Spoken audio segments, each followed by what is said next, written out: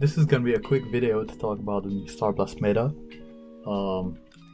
In 2021, the Scorpion has kind of reborn, you know? It used to be a speedster that was the old king of the game, but now Scorpion is back. And of course, the tier 7 that is obtainable through Scorpion, the Odyssey. And I think that this meta is actually worse than a speedster's one. And the simple reason why is because healing is a thing in Starblast. And in my opinion, and I think that many people actually share it, healing is such a broken feature that should never have been in Starblast in the first place. I've seen on Reddit some polls about, working on the healing, maybe switching the healing cannons to healing secondaries, which could be a really good thing, or even nerfing it. And I'm inside of people who would prefer to have the healing completely removed from the game, especially with the current meta. Basically, power mining is something that already existed and has always been used because, it's the most efficient way to upgrade your ships in the game. So basically the most common strat in the actual meta would be to have one player go to the Scorpion and the other go to the mining route, also known as the O-Defender or the Barracuda, or even the Rock Tower, for instance. And then you heal the person who's gonna mine, and while pressing V, holding V, that person is gonna give you the gems to allow you to get quickly maxed out. It's really efficient, and that alone is already annoying for a lot of strats, and it kind of breaks the game. But it's not even the worst. The actual bad thing is in combat. With the new arrival of, Odysseys coming back as being the most meta ship in 2021, we have a huge problem where we see Odyssey eaters. And why is that so bad? Well, you could have about 5 to 6 tier 6s attacking one Odyssey being healed by another Odyssey, and that wouldn't do a single shit. And I think it's actually so bad. So my take on it, again, would be to simply remove healing from the game. Because why I never discussed this before is because a speedster was the dominant meta, which means that its upgrades, being the Bastion and the Shadow X3, were not that much concerned about healing. Yes, a healing Bastion is very strong, but don't get me wrong, it is strong, but it's not as broken as a healing Odyssey.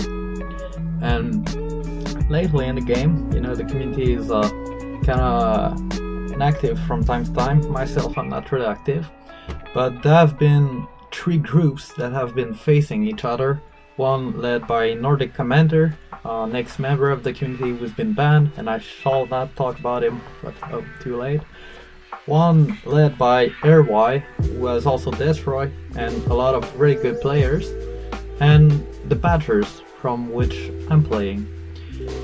And often, what would be, back in the days, a match against, speedsters or even lower tiers, because, a tier 4, not a tier 4, but a Shadow, Nyx Warrior Rush was a really decent strategy. Well, that strategy kind of failed, because from the X Warrior, you're gonna go to the Odyssey, so your team is bound to lose. It's a matter of fact, if you don't have enough Odysseys, you're gonna lose. We see that in AOWs everywhere. So, what I'm talking is that yesterday and a few days back, we actually played a big match, a public match, and that's where we saw the real power of Odyssey. Like, I know in Alpha Century Wars events, ACW or Orionis, is that AOW? Yeah. Like, Odyssey was always a thing, but even though I'd say Speedsters had a better edge because the game was so laggy with so many players, so having a fast ship would allow you to survive from gunfights that you couldn't fight because you couldn't move. But now, that this AOW meta of tier 7 rampage with Odyssey has came into the casual matches, we see how toxic it is.